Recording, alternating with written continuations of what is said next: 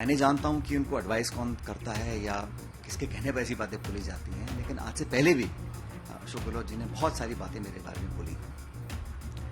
मुझे उन्होंने नकारा कहा, निकम्मा कहा, गद्दार कहा और आरोप लगाए।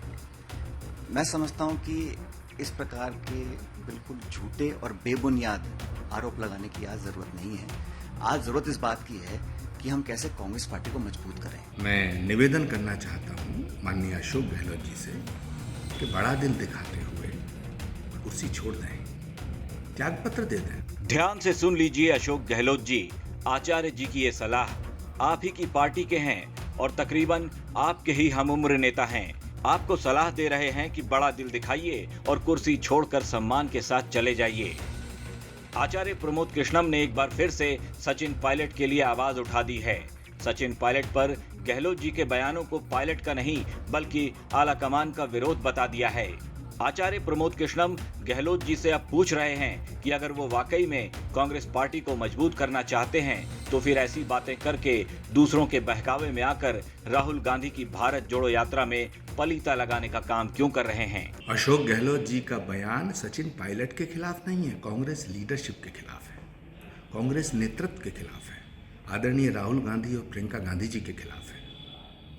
मैं निवेदन करना चाहता हूं माननीय अशोक गहलोत जी से कि बड़ा दिल दिखाते हुए कुर्सी छोड़ दें, त्यागपत्र दे दें। वो तो कहते भी थे कि मेरा त्यागपत्र तो कांग्रेस नेतृत्व के पास रखा हुआ है, जब मर्जी उस पर तारीख डाल लें, सोनिया जी के पास रखा हुआ। आज वक्त आ गया है कांग्रेस को मजबूत करने का, तो कांग्रेस को मजबूत करें, थोड़ा बड़ा दिल दिखाएं। सचिन पायलट कांग्रेस पार्टी के एसेट्स हैं। अडानी की शह पर, अडानी के इशारे पर राहुल गांधी जी की पदयात्रा में पलीता लगाने का काम ना करें मुख्यमंत्री जी। राजस्थान का अगला मुख्यमंत्री कौन होगा, इसका फैसला कांग्रेस नेतृत्व और राजस्थान के माननीय विधायक मिलकर के तय कर लेंगे। अरे गहलोत साहब, जरा सोचिए, जिस सचिन पायलट को आपने पहले नकारा निकम्मा कहा तब उन्होंने उफ तक नहीं किया, आपके कड़वे बोल पर भी चुप रहे। अब आपने सचिन पायलट को गद्दार कह दिया, तब भी वो आपके खिलाफ कुछ नहीं बोल रहे, बस आपके बयान से आहत हैं। आपसे पूछ रहे हैं कि आखिर ऐसा क्या कर दिया जो बार बार उन्हें इस तरह से जलील करते जा रहे हैं। अशोक गहलोत जी एक वरिष्ठ और अनुभवी नेता हैं और पार्टी ने उन्हें बहुत मौके दिए हैं, बहुत पदों पर वो रहे हैं। आज भी वो राजस्थान के मुख्यमंत्री के रूप में काम कर रहे हैं। मैं नहीं जानता हूं कि उनको एडवाइस कौन करता है या किसके कहने पर ऐसी बातें बोली जाती हैं, लेकिन आज से पहले भी अशोक गहलोत जी ने बहुत सारी बातें मेरे बारे में बोली। मुझे उन्होंने नकारा कहा, निकम्मा कहा, गद्दार कहा और आरोप लगाए। मैं समझता हूं कि इस प्रकार के बिल्कुल झूठे और बेबुनियाद आरोप लगाने की आज जरूरत नहीं है। आज जरूरत इस बात की है कि हम कैसे कांग्रेस पार्टी को मजबूत करें। राहुल गांधी जी आज निकल रहे हैं भारत जोड़ो यात्रा को लेकर। आज मैं उनके साथ था मध्य प्रदेश में, अगले महीने यात्रा राजस्थान में आ रही है। तो हम सबको मिलकर उस यात्रा को कामयाब बनाना है, क्योंकि आज वो देश की जरूरत है। देश में आज भाजपा को कांग्रेस ही चुनौती दे सकती है और अभी चुनाव गुजरात में चल रहे हैं जहां के अशोक गहलोत जी प्रभारी हैं, इंचार्ज हैं। मुझे लगता है हमको सामूहिक प्रयत्न कर कर भाजपा को चुनौती देकर हराना चाहिए जिन जिन राज्यों में उनकी सरकारें हैं। राजस्थान के अंदर जब सरकार बनी तो भारतीय जनता पार्टी को पॉलिटिकल चुनौती हम लोगों ने दी। मैं कांग्रेस पार्टी का अध्यक्ष था और लगातार उनको पराजय हम लोगों ने दी, तो हमारी सरकार बनी। गहलोत साहब के नेतृत्व में 2 बार हमारी सरकार रहते हुए फिर हम हारे। उसके बावजूद तीसरी बार जब पार्टी आला कमान ने कहा कि उनको मुख्यमंत्री बनना है, तो हमने इसको स्वीकार किया। तो आज हमारा जो ध्येय होना चाहिए कि हमारी सरकार दोबारा कांग्रेस कैसे रिपीट कर राजस्थान के अंदर, ये हमारी प्रायोरिटी होनी चाहिए।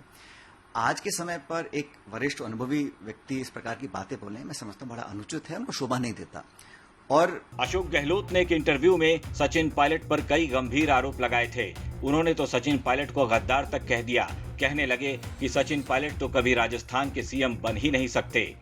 सचिन पायलट ने कांग्रेस पार्टी के साथ धोखा किया, वो बीजेपी से मिले हुए थे। एक गद्दार नेता मुख्यमंत्री कभी नहीं बन सकता, हाईकमान ऐसा नहीं करेगा। 2020 में सचिन पायलट ने जो किया वो हिंदुस्तान के इतिहास में पहली बार हुआ होगा। कांग्रेस का एक नेता बीजेपी से मिलीभगत कर अपनी ही पार्टी की सरकार को गिराने की साजिश कर रहा था। 19 बागियों के साथ मानेसर के रिजॉर्ट में सचिन पायलट मेरी सरकार को गिराने की साजिश रच रहे थे। बीजेपी की ओर से पायलट के समर्थक विधायकों को 5 से 10 करोड़ रुपए दिए गए थे। विधायकों की खरीद फरोख्त के लिए दिल्ली के बीजेपी ऑफिस से ही पैसे उठाए गए थे। 25 सितंबर को जयपुर में जो कुछ हुआ वो पायलट के प्रति विधायकों का गुस्सा था। विधायक डरे हुए थे कि कहीं एक लाइन का प्रस्ताव पास करवाकर पायलट को सीएम न बना दें। विधायकों ने जो कुछ किया अपनी मर्जी से किया, उसमें मेरा कोई रोल नहीं था। 90 विधायकों ने जो कुछ भी किया उसमें उनकी अंतरात्मा की आवाज थी। सरकार के संकट के वक्त 102 विधायकों ने मेरा ईमानदारी से साथ दिया तो मेरी सरकार बची। हाईकमान की ओर से मुझे किसी तरह का कोई संकेत नहीं, फिलहाल तो मैं ही सीएम हूं। सोनिया गांधी से दिल्ली में मेरी क्या बात हुई, ये मेरे और उनके बीच की बात है। कांग्रेस अध्यक्ष पद से अपना नामांकन वापस लेने का सवाल टाल गए अशोक गहलोत। हमेशा हाईकमान का सम्मान किया है और आगे भी करता रहूंगा। अरे गहलोत साहब, अगर आप वाकई कांग्रेस पार्टी के सच्चे सिपाही हैं और कांग्रेस आलाकमान का सम्मान करते हैं तो कम से कम शब्दों की मर्यादा बनाए रखनी थी। ऐसे कड़वे वचन नहीं बोलने थे जिससे आप एक बार फिर से हाईकमान की निगाह में चढ़ जाएं। खैर, राहुल जी राजस्थान पहुंच रहे हैं, साथ में प्रियंका गांधी भी हैं। दोनों पैदल जरूर चल रहे हैं, लेकिन राजस्थान में क्या कुछ हो रहा है इसकी एक एक खबर है उनके पास। जल्द ही हिसाब किताब होगा कि किसने गद्दारी की और किसने आंख दिखाई। ब्यूरो रिपोर्ट, राजस्थान तक।